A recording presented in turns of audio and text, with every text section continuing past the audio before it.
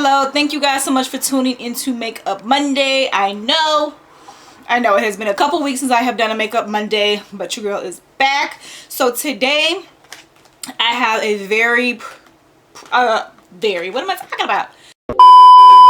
I have a product that has pretty much been trending. Pretty much everyone says it's a good product, but I'm gonna try it and see if it's worth it. So today I will be using the Juno&Co Microfiber sponge. So since this sponge hit the market, it has been just a hot item. The microfiber dewdrop sponge, and I also have the microfiber velvet sponge. Are these the same thing? Microfiber. First say that it came in this cute little packaging here, which is really cute. So I'm gonna kind of open both of them. I don't know if these are the same, but just opening it up, it's just like, it feels like velvet. It's very strange feeling. I'm gonna go ahead and open this one up as well. I'm gonna use both of them today. Yeah, so they're basically the same sponge. It's just one is the dewdrop and then one has this flat. And I think I'm gonna use this one today. But just feeling them, you know, they're hard. You definitely have to wet these. On the packaging, it does not specify if you have to wet it or not. But let's just go to Juno&Co and see. juno&co.com. It says wet it, squeeze it, stipple it. Perfect for liquid foundations, concealers, and contouring. Dip it, tap it, pat it. Perfect for powder, bronzers, blush, and highlighters. Unlike other blending sponges, the Juno Velvet Sponge is lightweight and made of a microfiber material that's velvety soft. We've designed the Juno Velvet Sponge with an all-over makeup application in mind, with a tapered design for precision blending for every contour of the face, and a flat bottom for more ergonomic and natural looking all-over application. Okay guys, so I am going to quickly prime my face. I'm going to be using the No Pore Blem Primer by Touch and Sew.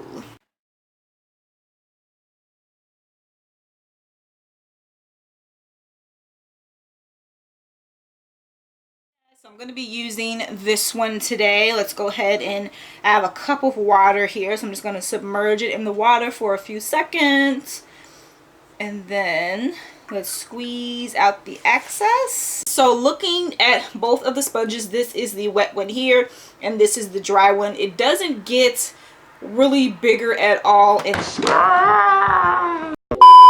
doesn't get that bigger at all in size, but that could, you know, that's because of the material that it's made out of. So today I am going to be using the CoverGirl True Blend Matte Made Foundation, and this is the color D50 Deep Golden. So it does say that, you know, you should be able to not use as much product.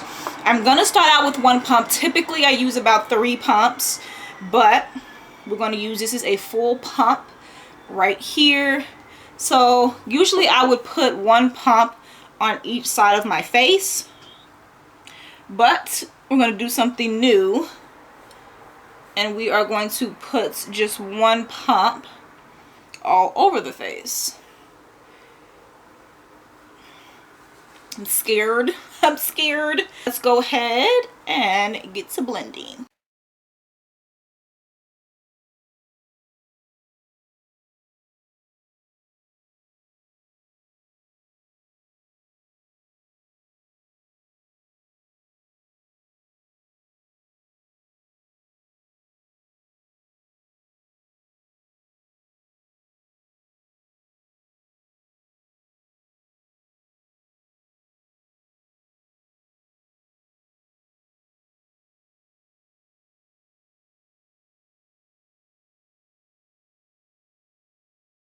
This is how the foundation is looking after applying 1 coat over the entire face. So this is a very, you know, light coverage.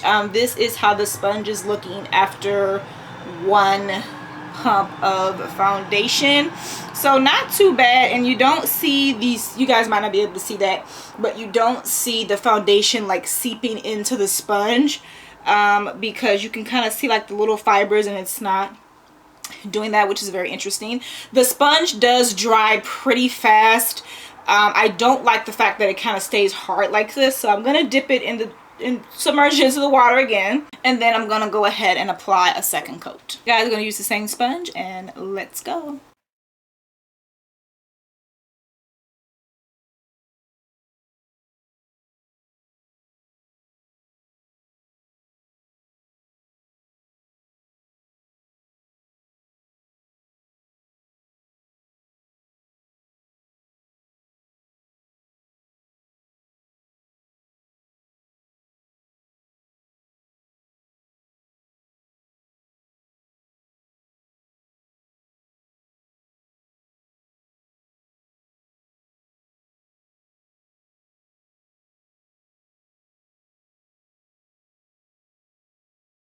This is how it is looking after the second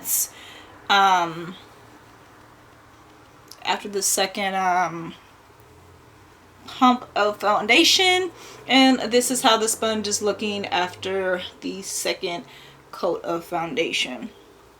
So I do want to point out that I do like how the foundation, or how the sponge is giving me like an even coat of foundation. It's not looking like splotchy or uneven or anything like that. It is giving me an overall nice finish. But as far as saving on foundation, I don't think so. Now, this could vary between everyone. Guys, I'm going to add more because I like full coverage. I should have put on color corrector underneath, which I have been doing that the last couple days. Why I didn't do it today, I don't know. But for someone who has, you know, a little bit more to cover, or would like more to cover, I don't necessarily think, and it could be the foundation that I'm using too. Typically this foundation I do have to add a little bit more, because right now I am covering up a lot of dark spots and things like that. So we're just gonna go ahead and blend out this third and final, because I'm not gonna add any more after this. If it's still not looking, you know, full coverage, then that's okay.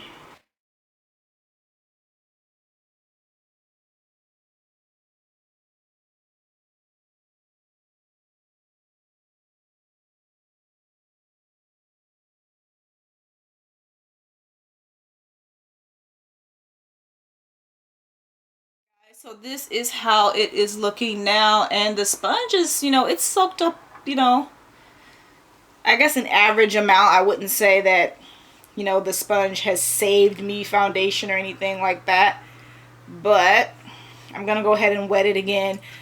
And I don't like the fact that the sponge gets dry so quick. Again, I'm pretty sure it's because of the material that it's made out of, but that's just kind of irritating to have to constantly dip the sponge.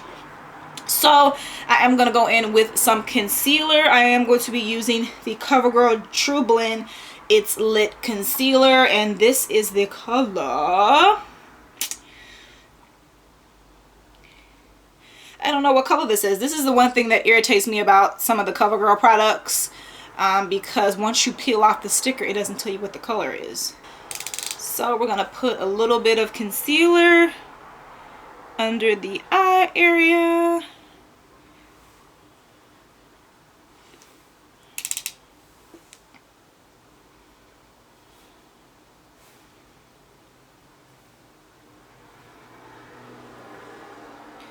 And just a little bit in the other areas.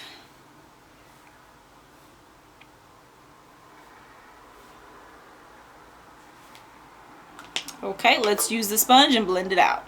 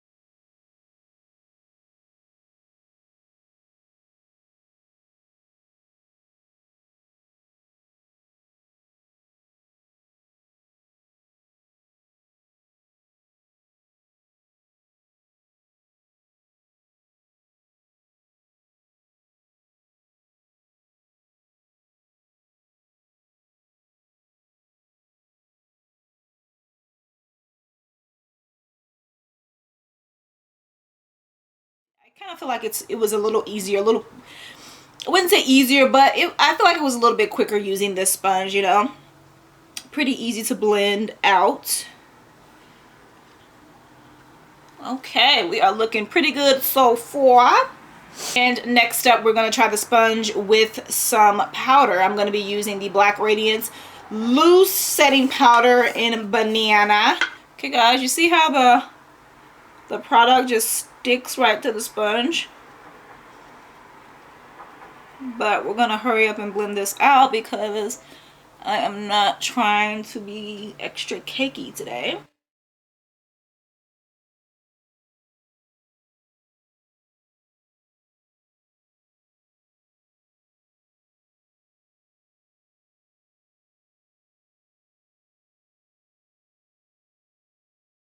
Okay guys, and for the last step, I don't have any like liquid or like cream contour, so I couldn't really test that out today, but my base is done. So we're going to go ahead and use the Wet n Wild Photo Focus Rose Primer, or not primer, setting spray. Okay guys, so now that my base makeup is done, I want to kind of give you guys my final thoughts on the sponge, which I have said throughout the video. So the texture is very interesting. It's definitely something that you have to get used to because I'm just not used to this type of material for a sponge. You guys can see the amount of product that's left on the sponge after I have applied basically 3 coats of foundation, which is not terrible. I do think that it didn't soak into the fibers. I kind of feel like this is just, the foundation is just on top of the sponge, which is good because that makes it easier to clean. Sometimes when it's really kind of in there inside of the sponge, it's a little bit harder to clean the sponge. So that aspect of it is nice. I felt like using the sponge made the makeup application pretty easy. This only took me a couple of minutes, which is pretty cool. And considering that I did use 3 pumps of foundation, it does take me a little bit longer because I'm trying to stipple over, with other sponges, I'm trying to stipple over my dark spots to try to make sure I get more coverage. But with this, I kind of felt like it was easier to you know, move the product around and stipple it so that you can get more coverage in certain areas. So I don't think it necessarily saved me product where I had to use less foundation. But if you're someone who typically doesn't, you only need maybe 2 pumps of foundation, maybe you found that using 1 would be beneficial. 1 pump of foundation honestly was not that bad, but I'm full coverage queen. I like full coverage, so that's why I had to apply more foundation. And again, like I was saying, this particular concealer, it's always hard to blend out, so I really don't blame that on the sponge. I don't like the fact that you have to constantly keep dipping it into water, because using this dry is not what it is. You definitely want a damp sponge, a sponge that has been submerged in water and you have to wring out the water. That's, you want it a little bit damp, not soaking wet, but damp. And you guys heard me say at least 2 or 3 times I had to dip back into it because it got dry. And when it gets dry, it's just harder to blend things out. Also with the powder, I kind of felt like the powder just kind of sat on top of the sponge too. And I actually thought that was going to be a hot mess, but actually it's it soaked into my skin pretty good, and I got a pretty nice application with everything. So I really do like the sponge.